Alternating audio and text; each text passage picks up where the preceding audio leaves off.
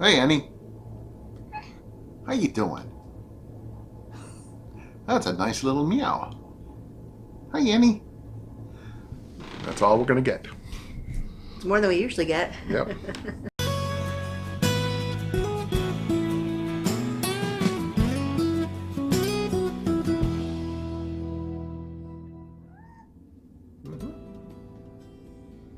Come here. What time is it? It's Money Counts Monday. This is where we come to you from Stonehouse Homestead, where we're taking small steps towards self-sufficiency, using what we have to do what we can right here where we are. And we come to you and talk to you about what we've done possibly during the week to try to save a little extra money, where we are in our debt payoff. Silly kitty.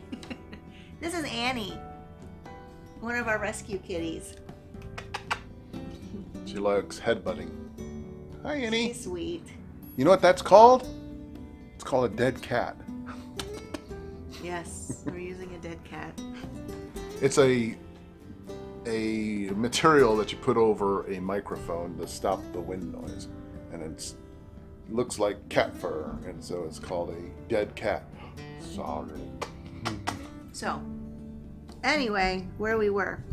So this is where we come to you and talk to you a little bit about what we've been doing to save money this week, and where we are in our debt payoff, and to share a couple of tips that we use that you might find helpful saving money on your homestead and paying off your debt.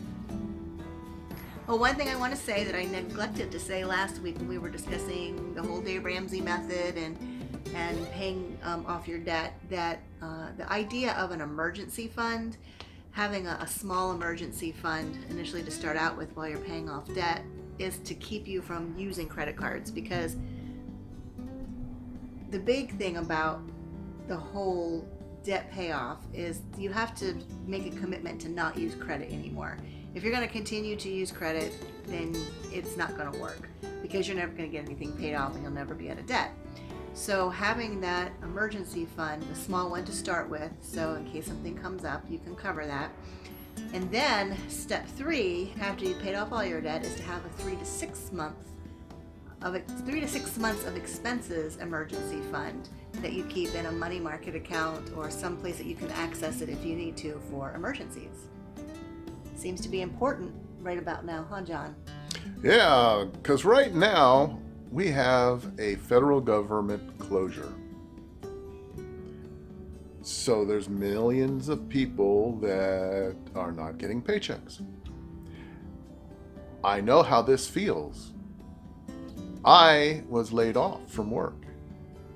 But because we're not government workers, though. No, right now. This didn't happen to us right now. This happened this several happened, years ago. Yeah. But because we had followed Dave Ramsey's course, we had enough money saved that we were able to live normally for the 6 months or so that I was laid off. So, in the current context of the governmental layoff, if all these federal employees would have set aside $100 a month into a savings account over a 10-year period, then when something like this happens, they will have no worries, because they'll be able to pay their mortgage, they'll be able to pay their utility bills or whatever. And if they didn't have credit card debt, they wouldn't have to worry about paying credit cards. That's true. So their money would go further. Exactly. So it's just a simple example of why getting out of debt and having an emergency fund, or what people of my age used to call a rainy day fund. So it used to be that everybody was taught as a child that they needed to save their pennies to make their dollars, and so on and so forth. Nowadays, everybody is told, put it on a credit card. Mm-hmm. And well, now we're seeing what happens when the federal government, or in the case of my experience, a restructuring, you lose your job or you don't get paid for a couple of months. Yep. The other people that were laid off in my group, they were just going nuts. They didn't know what to do. They had all these expenses and stuff, and they didn't know what to do. And I was concerned, to find another job, but. Well, I remember that day that you got laid off, because John and I drive together to work. We commute.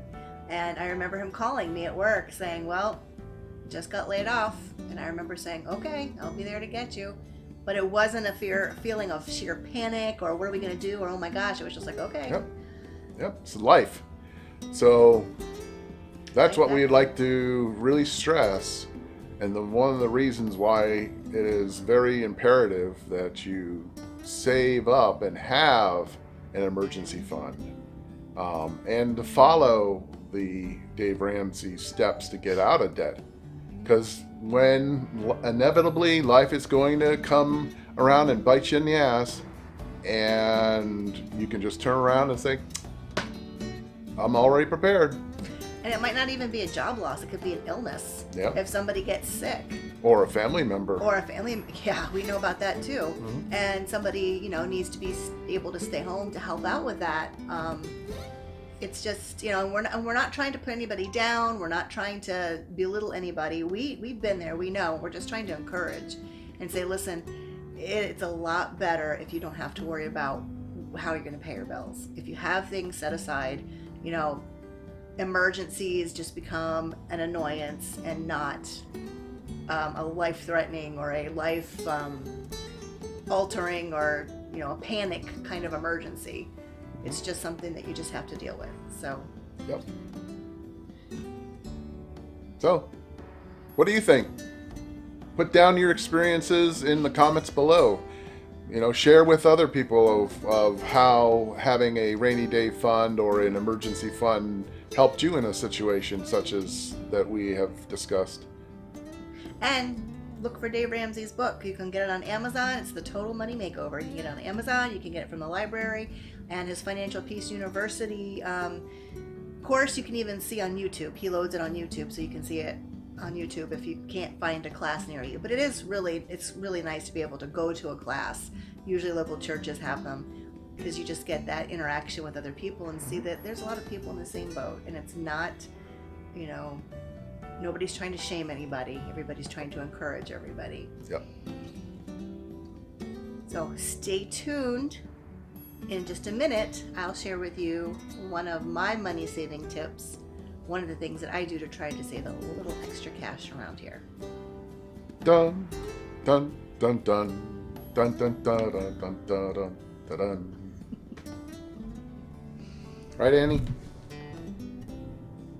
Annie? Gonna say meow? Hey everyone, so this week it is my turn to share with you one of the things that I do to help save money around here. John and I each have our areas that we are in charge of here at the homestead. And we help each other out in those areas, but we're in charge of certain areas. And one of the areas that is my responsibility is the food budget, the prep, the shopping, menus, all of that. And that is actually one of the biggest areas where you can save money. And there's lots of ways that I save money, but I'm just going to share one with you today. And you may have already heard of some of these before, might be new to you, might be just a good reminder to you, but I'm going to share them with you. And the first thing I do that is really shown to help us a lot here is menu planning. I sit down on Wednesday of every week with my calendar and a tablet of paper, my pen. I do the old-fashioned way. I like to write.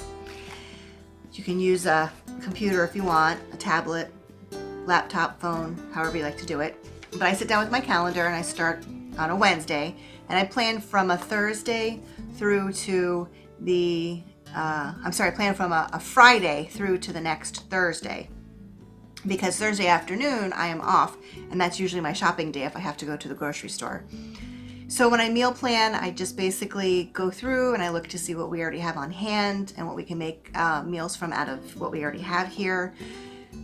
What's in the freezers, what's in the pantry that we've canned or frozen, that kind of thing. And then I just go through and I list, a few breakfasts that I know that we'll have for the week and some lunches. And then our dinners are usually a little bit different every night. So then I go through and I make a list and go to the grocery store on Thursday afternoon and get what I need for the week. So it's helped a lot knowing, working outside the homestead, I know every night what we're going to be having for dinner and I can plan ahead. I can have leftovers in the refrigerator for us to use and heat up quick at night when we get home. And I'm not buying anything unnecessarily. I'm able to shop the sales, and I'm getting things that I know that we'll eat and won't go to waste. They won't get bad before we can eat them. So menu planning is a huge thing, and we'll do a video on this in more detail later, but that's one thing that you can do to save some money in your food budget. So thanks for watching. We appreciate it. If you have liked the video, if you've learned anything, even if you haven't liked it, we ask that you hit subscribe, hit the bell so that you get notifications for every Money Counts Monday and every What's Up Wednesday and every Friday with our feature on First Fridays. We are also, I said hit the bell, subscribe. That helps us a lot too. And then we are also on Instagram, Facebook, and Twitter, where all the cool kids are. You can find us there. And until Wednesday, when we show you what's been up on Wednesday, you guys have a great week.